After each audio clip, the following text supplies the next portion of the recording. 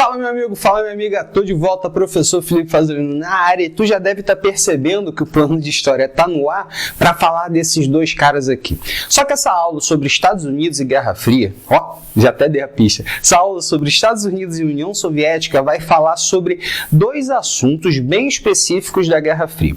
Um você consegue encontrar em todos os livros, mas é sempre bom você ver uma nova explicação, que é o conceito de Guerra Fria. E o outro é para você começar a pensar como que a história da Guerra Fria ela pode ter visões diferentes. Por exemplo, quem criou a Guerra Fria? Estados Unidos ou União Soviética? É sobre isso que a segunda parte da aula vai falar. A primeira da parte da aula vai começar agora, porque basicamente, quando a gente fala de Guerra Fria, a gente fala sobre as décadas que vieram logo após a Segunda Guerra Mundial. Então, o período pós-Segunda Guerra Mundial, a partir de 1946 até o fim da União Soviética, ali no início dos anos 90, esses anos, essas décadas, são consideradas como o período chamado de Guerra Fria. Guerra Fria porque houve sim um período de tensão muito grande entre Estados Unidos e União Soviética.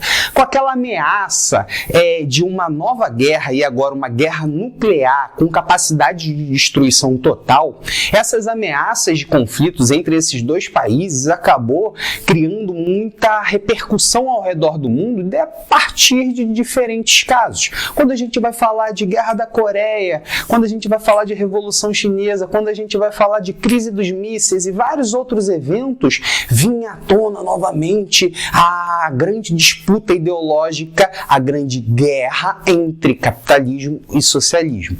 E ela se torna fria, basicamente porque a tensão gerada entre esses dois países nunca gerou uma guerra quente, nunca gerou um conflito armado, ficando sempre nesse âmbito das tensões, ou seja, numa relação fria entre esses dois países que saem da Segunda Guerra Mundial fortalecidos. Só que, quando a gente fala agora da segunda parte da aula, sobre quem causou a Guerra Fria, isso não é uma coisa para criar um debate entre nós aqui, não. Nós somos apenas leigos nessa grande área da pesquisa histórica do século XX, que é a Guerra Fria, tá? Isso aqui é uma aula bem geral, por isso que o que eu vou falar aqui agora, eu não vou citar o nome dos pesquisadores, mas eu vou deixar aqui na descrição do vídeo o link que vai te levar ao conceito de Imaginário da Guerra Fria, de Orivaldo Biagi. O artigo dele tem esse título, e ali ele vai falar alguma coisa que eu estou reproduzindo aqui para vocês.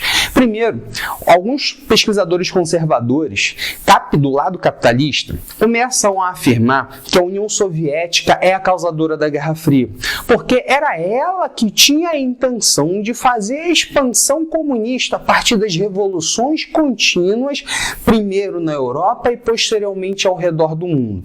E que, se os Estados Unidos retirassem as suas tropas da Europa, logo após a guerra, né? A galera tem que voltar para casa. Se eles retirassem as tropas da Europa, isso deixaria um espaço vazio e uma grande oportunidade para os tirânicos autoritários da Guerra Fria, da União Soviética, que queriam instalar o regime comunista nos estados outrora capitalistas. Então, essa visão aponta como culpado a União Soviética.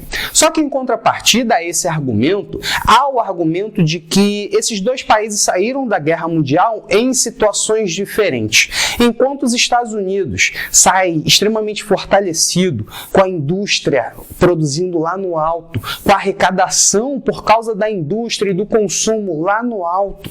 Ou seja, o parque industrial americano estava 100% íntegro. Estados Unidos não recebeu um ataque nem de um estalinho de festa junina em seu território. Estados Unidos perdeu milhões de soldados, milhões de seres humanos? Perdeu. Só que não chegou a 2 milhões de pessoas. Então, quando a gente compara com a União Soviética, que foi bastante debilitada, especialmente quando a gente fala das indústrias, e dezenas de milhões de mortes dentro de seu território, fez com que uma geração inteira masculina, de homem, geração masculina de homem, não é animal, essa geração inteira de homens que tiveram participação na guerra deixassem de existir. E a gente sabe que capital humano também gera repercussão para o capital econômico. Então, há essa disputa de argumentações. Só que um outro argumento que fala agora que o causador da Guerra Fria foram os Estados Unidos tem a ver com a situação econômica dos Estados Unidos, que até 1945 estava com a arrecadação lá em cima. Só que em 1946 cai cerca de 30% a capacidade de arrecadação por causa das indústrias que anteriormente abasteciam um conflito. Agora, sem conflito, as indústrias não vão conseguir manter as mesmas taxas de lucros. Logo, vai começar a gerar desemprego. Desemprego, redução no consumo. Redução no consumo, crise nas empresas. Crise nas empresas, mais desemprego. Aí quando tu vê, é um grande ciclo, uma bola de neve. Então, preocupado com essa situação, o presidente Harry Truman precisa resolver esse problema. E uma das soluções é basicamente ir ao Congresso Nacional de maioria republicana, Truman, democrata, conseguir convencer essa maioria de que os Estados Unidos precisavam manter um ímpeto militar para manter uma prosperidade econômica. Só que, na verdade, ele vai falar que, usar como argumento, que os Estados Unidos precisam combater a União Soviética. A União Soviética, porque ela seria uma grande ameaça para os interesses capitalistas dentro da Europa e ao redor do mundo. Os Estados Unidos precisariam manter sempre as anteninhas de vinil do Chapolin sempre mega atentas, especialmente com territórios que estão se tornando independentes, como da África e da Ásia, e que estão tendo aproximações com esses caras. Isso é uma grande oportunidade para eles. Então, Estados Unidos criaria-se a Guerra Fria com o objetivo de afastar o poder soviético de qualquer tipo de influência nos territórios, mas também manter a prosperidade econômica e o nível de consumo de seu território. Então aqui a gente acaba percebendo a relação comercial com a relação militar. E é interessante como que Harry Truman precisou para isso construir um inimigo para argumentar a favor de sua ideia de manter uma presença mais forte militarizada dos Estados Unidos ao redor do mundo, especialmente na Europa. A ideia era fazer com que surgisse um novo inimigo. Agora, o antigo inimigo, o nazismo, Hitler, foi completamente destruído.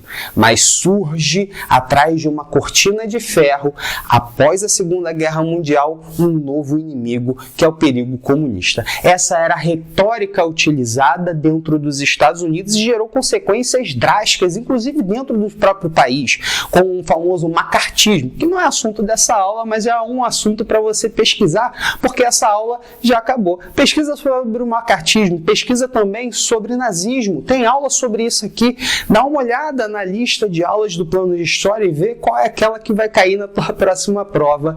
Um beijo, não esquece de dar aquela curtida, não esquece de espalhar a aula do plano de história.